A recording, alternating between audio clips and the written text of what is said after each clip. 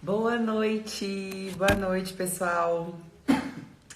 Eu estou aqui para iniciar essa live com o Dr. Stefano Portigliatti. Eu vou fazer o convite aqui para ele entrar. E quem estiver entrando, eu vou pedir para convidar outras pessoas para participarem dessa live, porque vai ser incrível. É uma super oportunidade que a gente tem hoje. Oi, Fabiana. Oi, Ju. A gente está aqui com uma super oportunidade de estar mais pertinho do Dr. Stefano.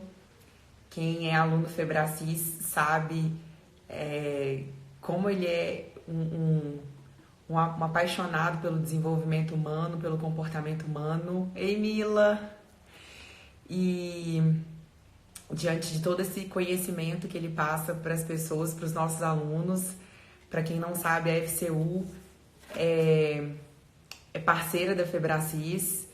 Então, nós temos essa parceria com a FCU, com a Florida Christian University. Então, ele entrou. Vamos ver aqui. Olá, Stefano. Vamos entender o que está acontecendo aqui.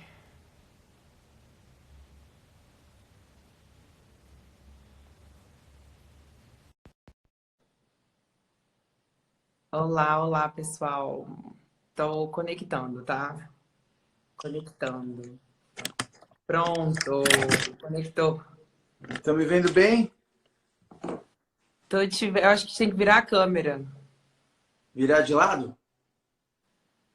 Pra frente. Não, eu tô te vendo, mas tá meio espelhado. Acho que você tem que pegar a câmera e virar pra você. Ok. Ela tá como se estivesse tirando uma. Isso! Ah, agora vai. Talvez você tenha que mudar a. Isso. Pronto. Pronto! E aí, tudo Boa bem? noite! Boa noite. Desculpa aí a confusão aí com a câmera. Imagina! É assim mesmo, né? Live, a gente tem que fazer de tudo um pouco. É ao Bom, vivo e a cores sem produção. sem produção, ao vivo, e é assim mesmo. Bom, para a gente começar, Stefano, eu quero te agradecer por essa oportunidade. Eu confesso que eu fiquei até nervosa, tem que falar, né? Quando você aceitou, Estamos eu fiquei batendo papo. tão lisonjeada. Eu cheguei e falei pro meu marido, eu falei, você não acredita quem aceitou fazer a live. Contando um pouquinho os bastidores. Eu falei com o Haroldo, que é nosso diretor aqui na Febracis BH, eu falei, imagina, Haroldo, se eu conseguisse chamar o Stefano para fazer uma live comigo. Aí ele falou assim, não sei, eu acho que, não sei se ele vai aceitar, não. Eu falei, bom, tem poder quem age, né? Então, eu vou pedir. O não eu já tenho, então eu vou atrás do sim. Aí quando você disse ok, eu mandei para ele, ele aceitou. Aí ele falou, uau, e botou uma de palminha. Joia. Que bom. Bom, para mim é um prazer. Prazer É um poder prazer estar para mim também, uma conversando aqui. honra. Eu sempre digo, nas minhas palestras, às vezes nas aulas também, que esses tipos de assunto, para mim, é gostoso, é meu prazer conversar. Então, se dá para encaixar e dar tempo e tudo, para mim é sempre prazer. Ai, que bom. Bom, eu vou apresentar um pouquinho, mas vou deixar você se apresentar também. Algumas pessoas podem não te conhecer ainda. Eu estava falando da parceria da FCU com a Febracis, e muitos aqui que estão nos assistindo são nossos alunos, mas outros não. Então, o Dr. Stefano é professor na FCU e também diretor do SOAR Global Institute, e ele trabalha com comportamento e desenvolvimento humano há muito tempo. E eu vou deixar você se apresentar aí também um pouquinho e falar um oi para todo mundo, para os nosso público, nossos seguidores. Obrigado, Malu. Como a Malu acabou de dizer, eu sou professor da FCU. Eu dou aula nos programas de business e de psicologia, comportamento, coaching, essas áreas mais sociais, ciências sociais.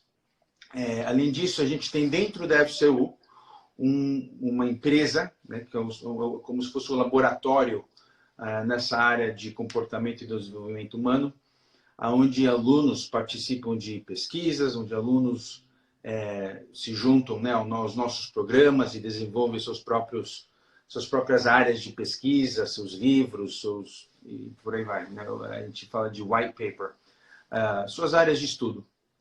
Porque a gente Legal. tem na UFC um programa de pós-doutorado, né? E pós-doutorado normalmente envolve algum tipo de pesquisa e teses e coisas desse tipo. Então, quando se trata de comportamento humano, desenvolvimento humano, a gente normalmente utiliza esse laboratório que a gente tem do SOR. Eu também sou advogado. Eu diria que 70% do meu tempo é dedicado ao direito, especificamente a área de júri. Aqui nos Estados Unidos, em casos civis, a gente tem o júri popular, onde a gente senta 7 a 12 júris e a gente apresenta o caso. Então, a minha especialidade dentro do direito é como apresentar um caso ao júri, utilizando, né, todo esse conhecimento que a gente desenvolve na área de comportamento e desenvolvimento humano. Então, motivação, comunicação, interações e tudo isso. Não sabia da parte do júri, muito legal. Eu brinco que essa prateleira aqui é o que eu estou lendo de comportamento humano, essa prateleira aqui é o que eu estou lendo de direito. Uau! Bom, então, para a gente não se prolongar muito e entrar no assunto, então, o nosso tema de hoje é inovação e criatividade. Eu confesso que eu assisto todas as aulas, mesmo ministrando os cursos como do formação, eu sento... Você está cansada de me ouvir já. Não, eu anoto. A última aula eu anotei totalmente, né? Passou uma aluna e falou, nossa, Malu, você está anotando a aula? Eu falei, pois é, né? Quem gosta de sentar para aprender também vai melhor ensinar. Então, eu anotei muita coisa e acredito que falar de inovação e criatividade pode ser algo tão distante para as pessoas e eu percebo muitos dos nossos alunos com grandes ideias e com muita dificuldade de colocar essas ideias em prática. E muitos me perguntam, me pedem ajuda a respeito de uma ideia, a respeito de uma carreira, de muitas coisas. E eu percebo que não basta só ter uma ideia, também tem que ter uma grande atitude. A execução, né? Para que isso aconteça, exato. Tem que ter esse poder de execução. Eu queria dar só um oi aqui que a Júlia entrou, Cindy, Júlia Lobo, minha diretora linda. Beijo. Então, eu pensei nesse aspecto, né, de trazer para essas pessoas, você falar um pouquinho sobre essa inovação e criatividade. E eu queria começar te perguntando se existe mesmo uma maneira de ser criativo. Porque muita gente quer ser e acha que não é. Ok. Em primeiro lugar, eu creio que quando a gente fala de criatividade, a criatividade não é uma indústria por si. Criatividade não é uma profissão por si. Eu creio que todos nós, se estamos em toque, se estamos em sintonia com quem nós somos e focados e sendo de fato quem nós somos, puros, nós estamos criando. Nós deveríamos estar criando dessa forma. Todo mundo tem a sua parte única. Eu não sei se o pessoal sabe como o português é ruim, né? Eu sempre peço desculpas antecipadamente.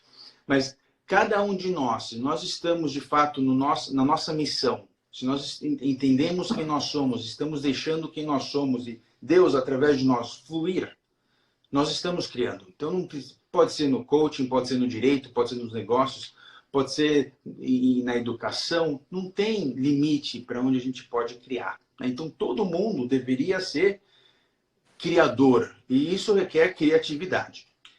Ponto número 1. Então, eu gosto sempre de eliminar essa crença limitante que existem os criativos que fazem suas criatividades em desenvolvimento de novos produtos e essa é a única área onde a gente pode ser criativo. Nada disso. As artes, por exemplo, as artes é pura criatividade.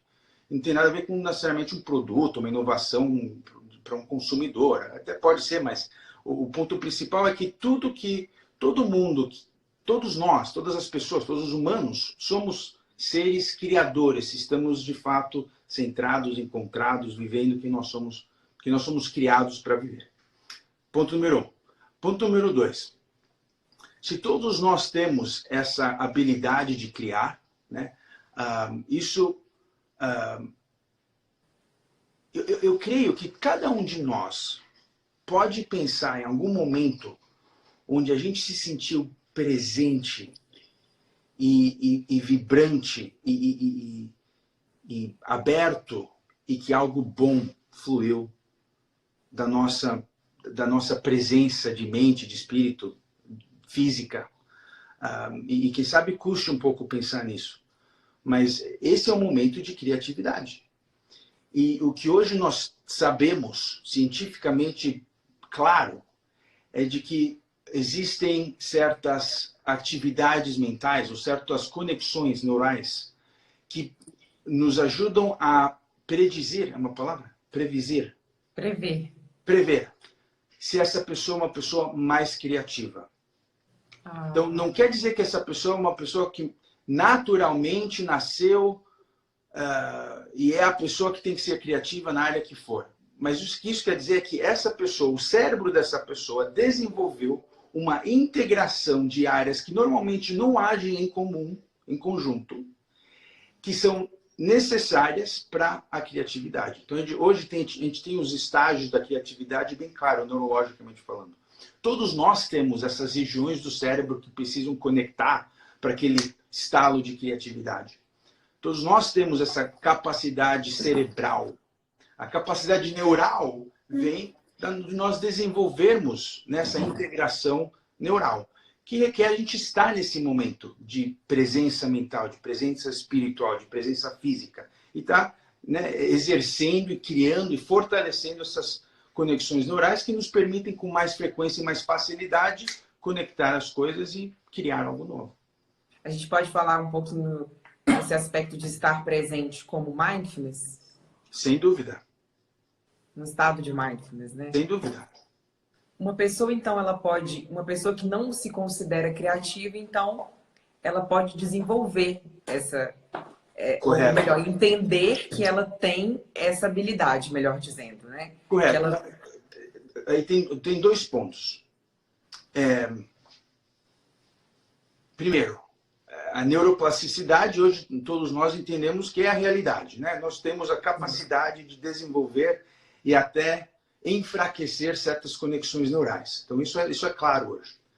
Então, essa conexão neural entre essas 4 regiões do cérebro que agem em conjunto, né, para produzir a criatividade, nós temos como fortalecê-las. E isso que eu estava falando, a gente estar presente, de estar praticando a criatividade, de estar buscando navegar entre um estado mais meditativo, um estado mais contemplativo e um estado mais executivo.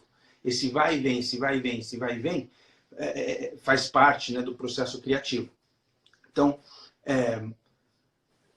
nós temos como fortalecer essas conexões neurais entre essas diferentes regiões do cérebro que fazem parte, né, ou que são necessárias, ou que pelo menos prevêem a criatividade. Ponto número 1. Ponto número 2. Além do aspecto, digamos, mais comportamental, ou digamos, o neural que é construído pelo nosso comportamento, experiências que fortalecem, enfraquecem de acordo com as nossas atividades, nós temos também um aspecto da criatividade que envolve o QI. Então, em até alguns aspectos, a criatividade pode ser limitada, se estamos sendo 100% abertos aqui, pelo QI da pessoa. Mas, na verdade, o QI vem um pouco depois da geração de ideia. Então, nós temos 2 estágios da criatividade. A divergência e a convergência. A divergência são as ideias fora da caixa. Daí, a convergência vai dizer onde que essa ideia fora da caixa encaixa. Então, esse aspecto mais de avaliação de ideias geradas envolve mais o QI. Então, tem um fator limitante aí que está menos sobre o nosso controle, que é o QI. Mas a ideia, a geração de ideia, a capacidade de imaginar, a capacidade de extrapolar, a capacidade de expandir conceitos e associações e links e ideias e por aí vai. Todos nós temos essa capacidade, ninguém não é criativo. O que nós temos que muitas vezes limita é medo, crenças limitantes, talvez. Sem dúvida. É ilimitado, né? O quanto que limita. Mas... Quando a gente fala de QI, nós estamos falando de um desenvolvimento da pessoa emergir em leituras, em cursos, em produzir talvez boas memórias e ter boas memórias para que ela possa... Então, a parte de memória, eu enxergo ou encaixo ela mais no aspecto menos, não tão cognitivo, mas sim mais emocional, né? Mais em termos de inteligência emocional, experiências vem antes um pouco. A parte do QI encaixa mais no pós-ideia. Que ideia serve? Que ideia é boa? Que ideia é útil? A seleção da ideia, né? Correto. Na verdade, é a retenção de ideias. Porque a gente produz diversas possibilidades e a gente vai reter aquelas que nós queremos que são mais úteis. E quando a gente tem um QI alto, então a gente passa a reter as melhores ideias. E entender melhor qual que encaixa e qual que não encaixa. Qual que resolve, de fato, a necessidade e qual que não vai resolver tão bem a necessidade. Qual que faz sentido, qual não faz. Existe uma diferença, então, entre inovação e criatividade? Essas palavras se diferenciam? Sim. Então, a inovação, normalmente, é utilizada mais no meio empresarial. Quando a gente está falando de ferramentas ou soluções que vão ser comercializadas, ok? Mas, tecnicamente falando, a inovação é a maximização da criatividade. Então, a criatividade ocorre com ou sem inovação, mas a inovação não ocorre sem a criatividade. Então, a criatividade é o processo humano que produz novas ideias, conceitos, associações, que extrapola, né, o que a gente entende. A inovação que vai pegar a criatividade e maximizar o potencial dela. Vai motivar, vai encaminhar, vai ajustar, vai reiterar, quem sabe, adaptar um pouco e, ultimamente, distribuir de alguma forma, né, o produto criativo. Então, a inovação é um processo um pouco maior, que inclui mais fases do que só a criatividade. Quando a gente fala você falou de criatividade. Peraí, você falou de um pouco estar ligado ao QI e de um pouquinho estar ligado ao QE, vamos dizer assim. Então, a memória, ela está no QE. E o QI, então, está na habilidade que eu tenho de selecionar as boas ideias, as ideias que fazem sentido. É a retenção, correto. Seria mais ou menos isso. Correto. Então, por que você acredita que algumas pessoas criativas, vamos dizer assim, elas não colocam em prática essa ideia? Ok.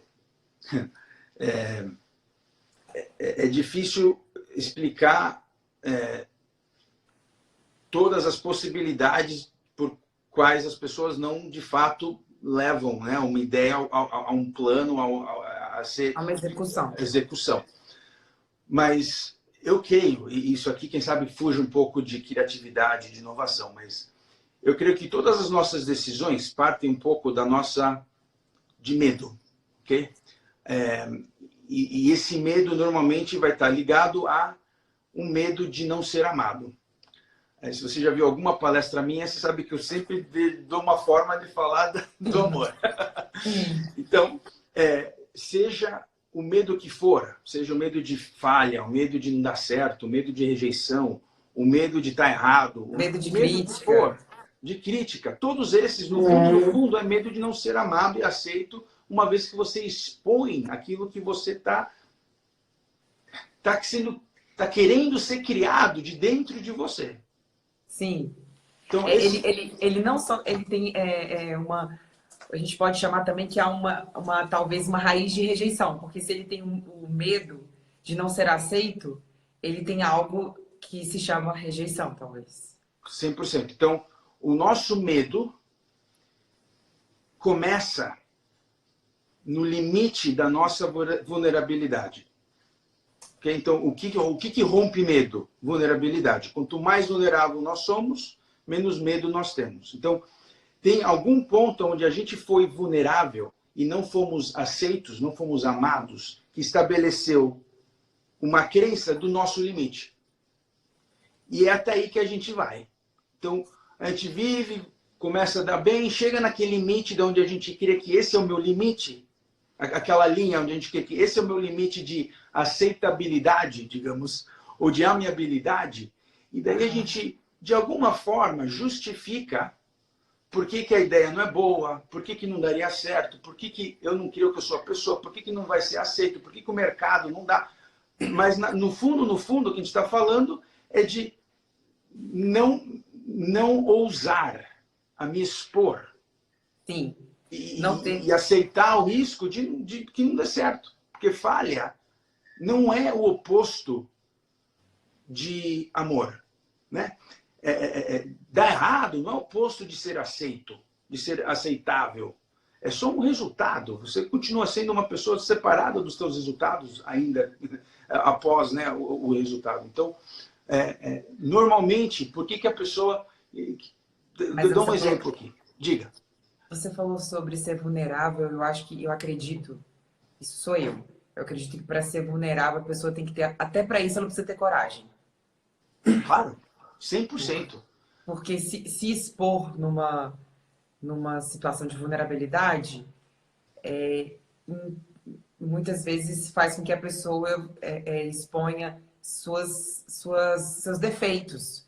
E para ela expor seus defeitos, ela precisa aceitar os seus defeitos, talvez. Não vou chamar de defeito, mas de pontos de melhoria. Vamos pegar um exemplo bem simples aqui. Você gerou todo esse exercício mental de me mandar uma mensagem ou não para a gente estar tendo essa conversa. Né? Por quê? Porque eu queria trazer mais informação para as pessoas. Mas por que aquela atenção, né? Um pouco da ansiedade de, meu Deus, será que eu falo com ele? Será que vai dar certo? Ah, sim, entendi. Por que isso? Porque eu acho você extremamente inteligente e eu fiquei com medo de fazer alguma pergunta que não fosse adequada ao contexto. Mas você falou, tem poder quem age. Então o que você fez? Você vulneravelmente foi lá e deu o passo. Eu agi. E você se expôs. E no se expor, o que acontece? Toda ação tem uma reação. Toda reação expande ou educa. Ou você expande as suas crenças, né? As crenças melhoram, ou no mínimo você aprende alguma coisa. E com essas novas crenças de ou expansão ou aprendizado, vem novas possibilidades. Daí vem mais ação, mais essa. Então, só o fato de você, meio que com um pouco de sem jeito, mandar mensagem, você atravessou aquela linha, né, o que eu chamo daquele limite do medo. E olha o que está acontecendo aqui agora. Tem um monte de gente, a gente está conversando, estamos tendo um tempo gostoso e está sendo ótimo. Verdade. Mas seja a criatividade, seja os planos, seja os desejos, seja os sonhos, todos eles, quando não são executados, são normalmente por causa desse medo, onde a gente chega naquele limite, a gente, com medo de sentir aquela angústia do que eu chamo de shame, né, da rejeição, a gente prefere evitar e justifica de todas as formas racionais possíveis e imaginárias, mas no fundo, as nossas decisões voltam naquele porquê do amor. Eu vou ser amado ou não vou ser amado. Então, quando a gente fala de criatividade, no fundo é só uma aplicação, né, da gente superar medo e poder expor aquilo que nós realmente somos, aquelas dádivas que só nós temos, aquelas pérolas que só nós vamos ter, porque era a nossa experiência, o nosso aprendizado, nossa personalidade, a nossa vivência, para poder ser exposta. Então, quando a gente deixa de expor por medo, a gente deixa de ser criativo. Uau. Mas todos nós temos essa mesma capacidade. Então, por exemplo, no júri, ok? Então você fala, como assim? Criatividade, inovação no júri, como advogado. Quando sou eu e 7 estranhos que vão decidir a vida de um cliente meu, se recebe milhões de dólares ou zero. Ok? Eu tenho que ter uma presença e tenho que estar aberto de uma forma para conectar com todas essas pessoas realmente. Para que elas me aceitem o que eu estou falando, não como eu vendendo alguma coisa, mas a realidade. E, além disso, como a gente entrega, como que a gente expressa, como que a gente sintetiza a nossa vivência, requer essa abertura, essa presença, essa aceitamento, aceitação, como é que fala? Aceitação de quem nós somos. E aqui toca num ponto que você falou agora há pouco, que é aceitar os nossos defeitos, né? Você falou alguma coisa a respeito do nosso próprio ou pontos de melhoria, porque quando nós expomos quem nós somos, a gente precisa entender também aquilo que a gente tem de bom, a crença do eu, saber quem eu sou, saber quem eu sou de fato. E quem eu sou tem muitas coisas boas, mas eu também tenho várias coisas que precisam ser melhoradas. E eu entendo que a aceitação é isso, é quando eu sei que eu estou em um constante processo de aprendizado e não me atenho a um espaço em que eu digo assim, eu parei de aprender. Claro. Eu acho que é isso que pode trazer algo que na minha concepção chama-se de arrogância, prepotência, vaidade, orgulho, sem dúvida. Orgulho, né? E chegar até ficar numa zona de conforto, porque as pessoas podem justificar essa zona de conforto por medo, por historinhas, por crenças limitantes, mas não expõem aquilo que elas são, ou suas ideias, ou o que elas pensam, ou que elas gostariam de ter, ou ser, ou fazer, por talvez não se aceitarem, por talvez não quererem se expor. Mas é interessante, porque em inglês a gente tem um termo chamado catch-22, catch-22. Em português tem um dizer que acho que é parecido, que é se pegar o bicho come, como é que fala? Se correr o bicho pega, se ficar o bicho come. Mais ou menos, existe? É assim que... Existe. Tipo assim, se você tenta, dá errado, se você não tentar, tá errado, uma coisa assim. O amor... Imagina que esse é uma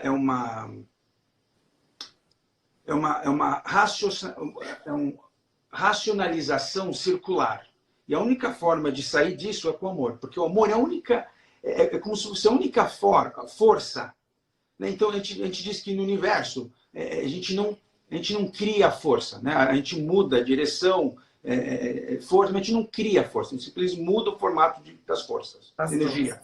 Uhum. O amor, eu creio que é a única força ou energia que pode ser criada. Porque até onde a gente não se ama, mas a gente se expõe a ser amado, ou a gente ama outro, quem sabe não nós mesmos, o que nós recebemos em retorno? Amor. E por ser amado, a gente começa a se amar mais. E pronto, você acabou de quebrar o vício. Sim. Né? Então, quando a gente fala de não se aceitar, quando a gente fala de se auto... Está me escapando a palavra, mas a gente se pune, autopunição. Autopunição. Né? Autocrítica. Como? Autocrítica ou autopunição. Autocrítica, todos esses são, são sintomas, né, de áreas onde a gente não está se amando. Mas no amar outros, no servir outro, no contribuir, a gente é amado e a gente aprende a se amar dessa forma também. Então, não precisa você se amar primeiro. Eu garanto que se você começar a amar alguém bastante, você se ama mais por isso. Então, eu digo que até onde não existe amor, nós podemos criar amor amando. Uau. Porque isso é simplesmente uma decisão. Né? Você não requer nenhuma outra força, a não ser a sua própria atitude. Então, a gente pode concordar, então, que uma pessoa que se ama ou que ela está disposta a amar o outro, ela consegue ter mais atitude? Repete, por favor. A pessoa que se ama ou que ama mais os outros consegue ter mais atitude? Ela consegue realizar mais? Sem dúvida. Por quê? E a gente ainda vai trazer o assunto de volta. Para a inovação, né? Inovação. Aguenta aí. Então, realizar mais, ok? O que a gente precisa para realizar mais? Além de ação, precisa de foco, precisa de coragem, precisa de algo... tarefas. Sem dúvida. Todas essas decisões constantes que nós tomamos para manter o curso, para avançar o curso, vão voltar, no fundo, às nossas motivações. Né? Se a gente levanta às 6 da manhã para ir para a academia, se a gente de fato não come aquela comida que nos oferece, se a gente de fato separa o tempo para estar com o meu filho, se a gente de fato, né, toma todas aquelas decisões que a gente sabe que deveria tomar. Cada um desses momentos volta no fundo, no porquê das nossas decisões, na motivação das nossas decisões. Sim. E a motivação primeira é se eu vou ser amado ou não, se eu sou amável ou não sou. Eu brinco numa aula minha que até a calcinha e sutiã, se você for ficar de pé na frente da sua gaveta de calcinha e sutiã, vai ter calcinha e sutiã que fazem te sentir mais ou menos amáveis. Aham. Então, até a calcinha e sutiã que você usa, toca nesse ponto. Como você, com quem que você escolhe almoçar, com quem que você tem ou não coragem de conversar, com quem que você, por exemplo, vai se abrir, vai contar um problema, com quem você vai se abrir, com quem você vai contar um problema. A Ana Carolina falou, porque o porquê de todas as nossas decisões é o amor. É isso. Sim. Teve uma pessoa que falou que eu tenho dificuldade de sentir amor quando tomo a atitude de amar. Às vezes eu sei o que preciso fazer para amar, mas não sinto que fique espontâneo. Interessante. Bem interessante. É como se... Eu estou fazendo isso porque é como que se fosse o protocolo, mas ainda não estou sentindo o negócio por dentro. É como se fosse um treino. Mas ainda não chegou no sentir, não é isso? Em inglês ele fala fake it till you make it. Faz de conta até se tornar. Como? Finge até se tornar. Exatamente. Finge até se tornar. Treine até se tornar. Correto. Você falou um pouquinho aí sobre motivação e eu queria chegar num ponto de falar de propósito. Ok.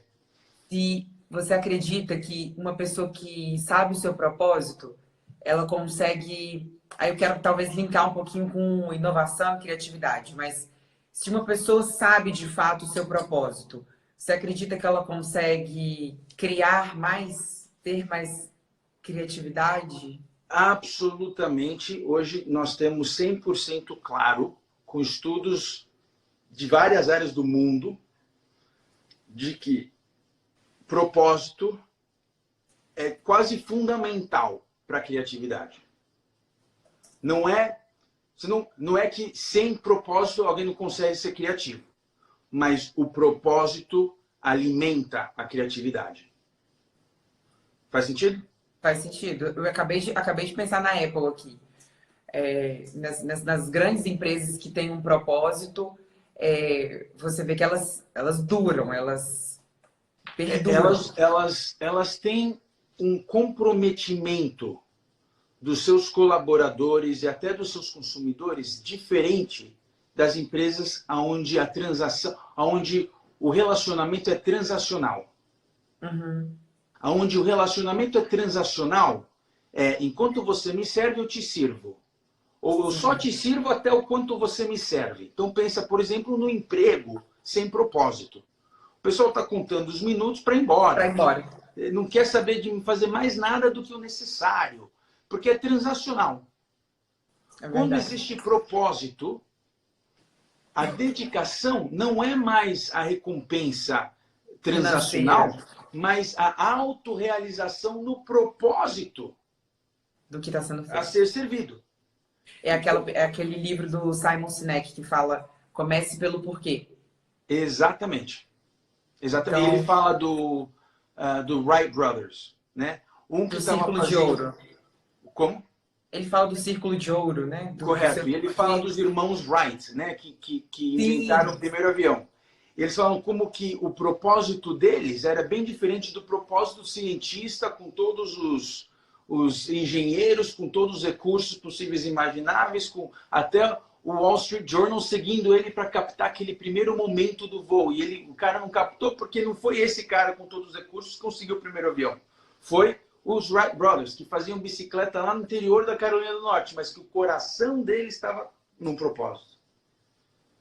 Né? Então,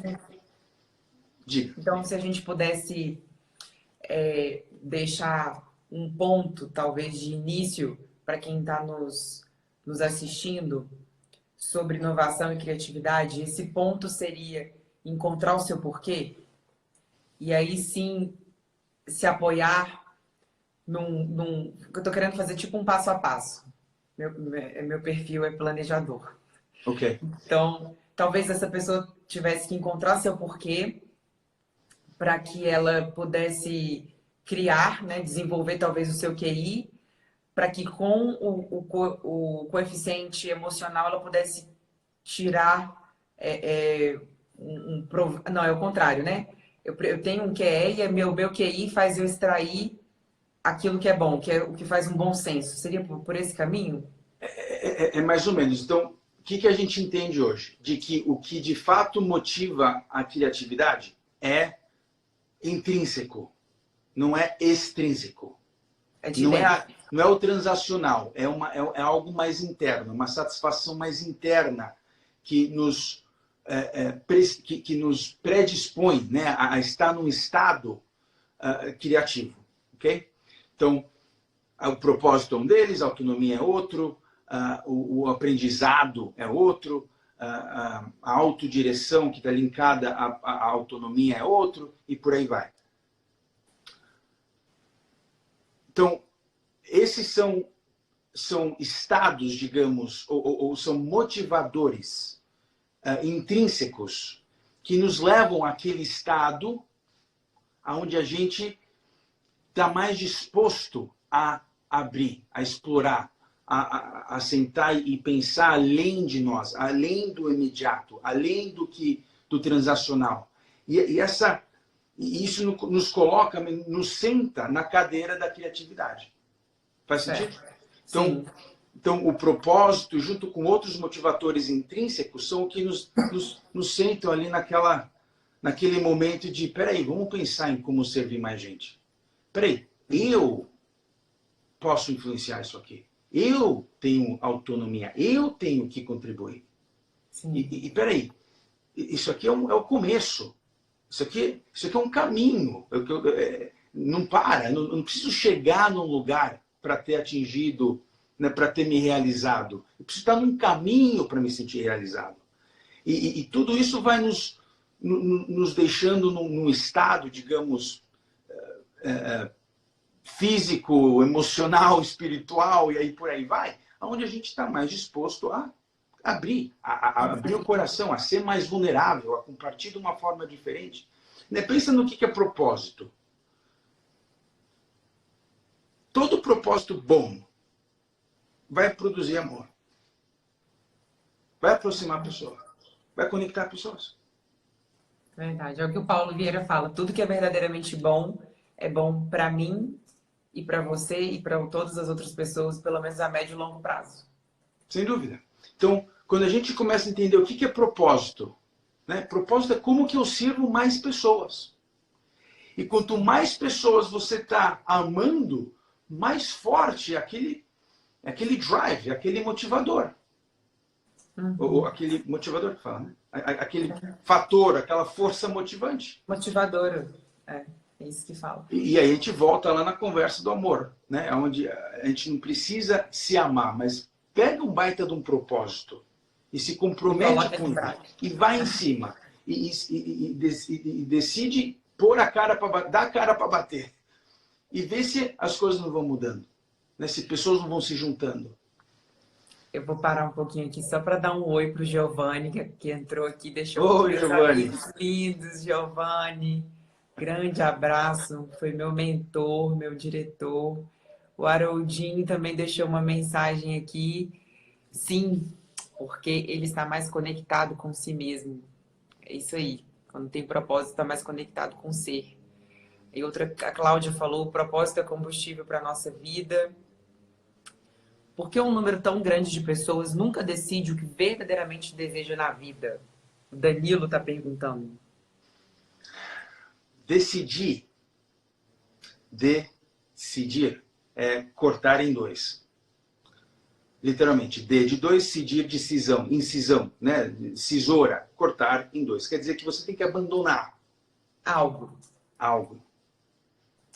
Então, decidir para onde você vai, que você abandona de onde você veio.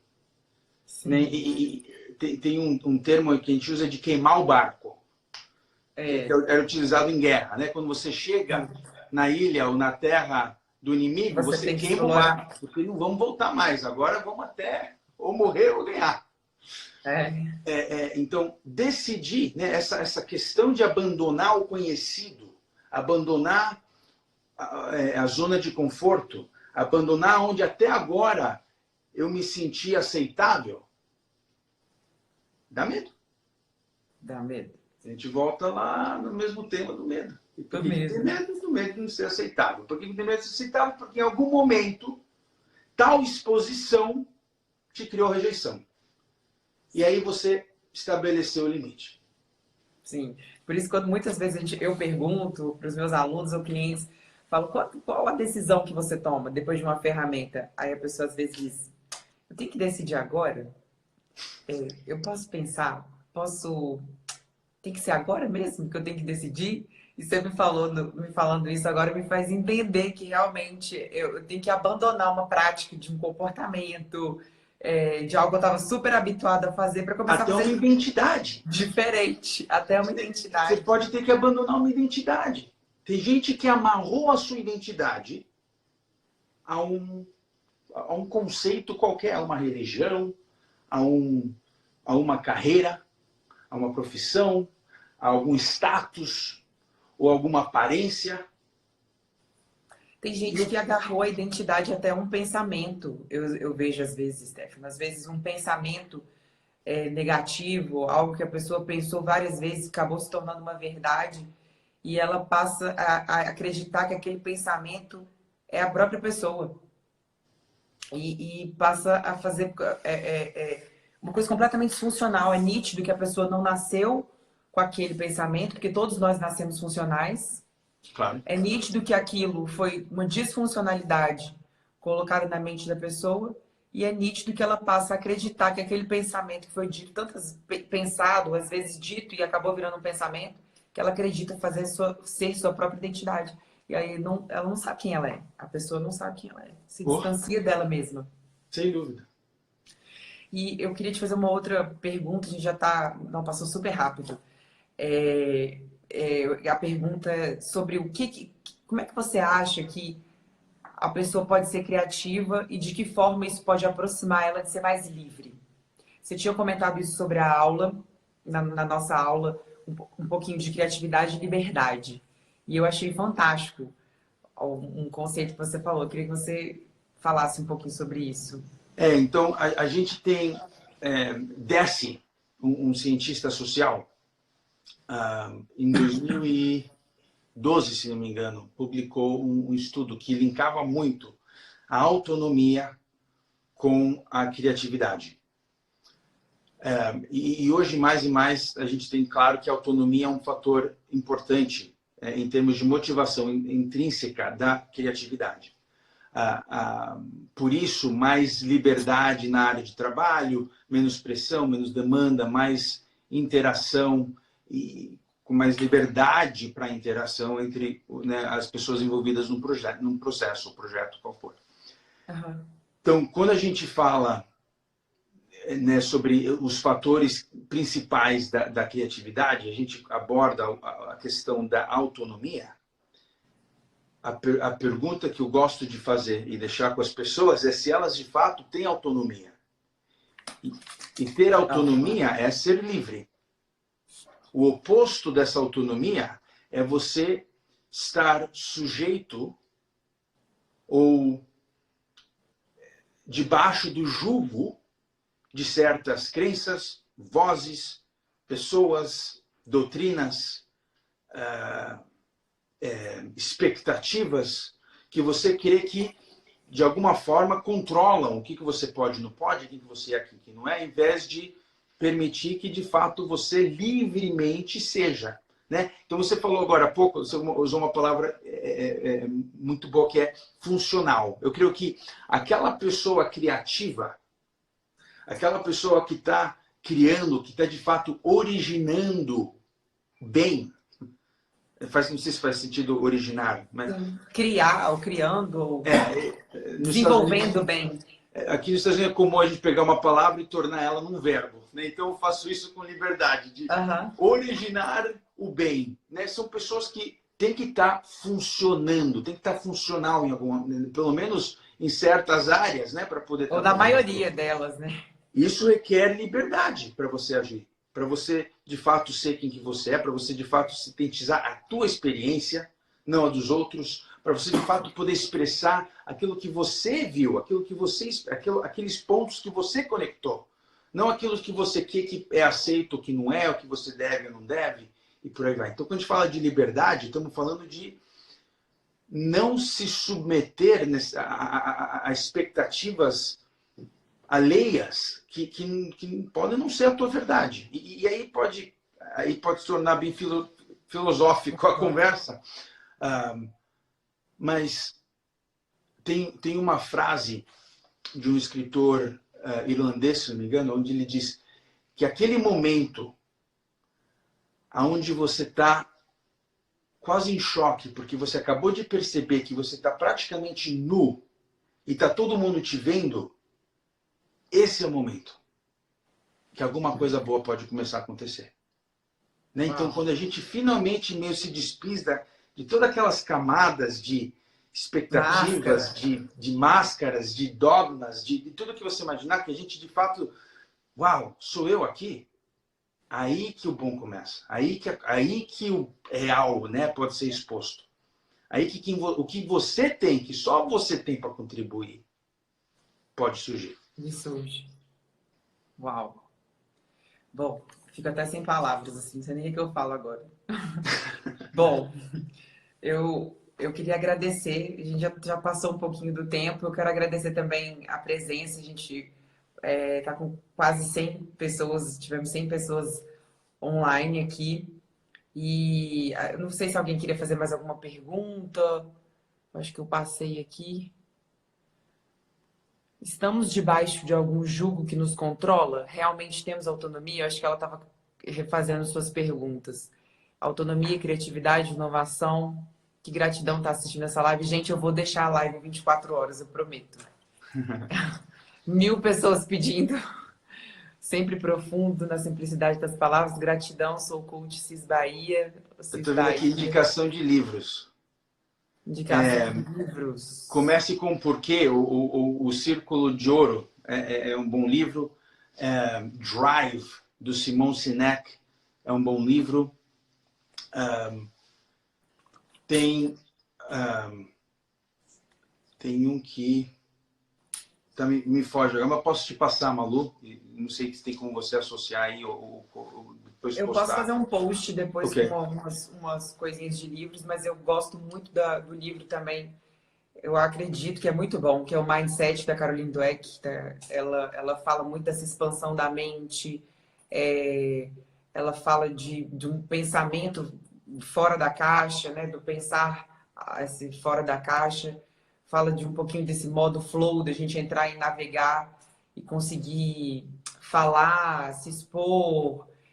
Quando a gente, o modo flow, pelo que ela explica lá, é quando a gente pegou várias informações de vários lugares, você já não sabe mais ou menos de onde você pegou essa informação e você consegue fluir nesse falar, no se apresentar. Então, eu gosto muito desse livro. Quando eu quero indicar que as pessoas pensem fora do que elas estão pensando, fora dessa rigidez, fora dos princípios, fora do que ela aprendeu dessa caixinha que cada um de nós foi exposto na nossa infância, né, na nossa vivência. Então, eu acho que é um outro livro e eu posso deixar uma lista, depois a gente pode conversar e eu deixo uma lista num post aqui no meu Instagram. E eu quero agradecer, então, nada motiva tanto como um bom propósito, descobrir qual propósito fomos criados. É isso aí, a coragem de ser imperfeito. É isso aí, gente, muito obrigada.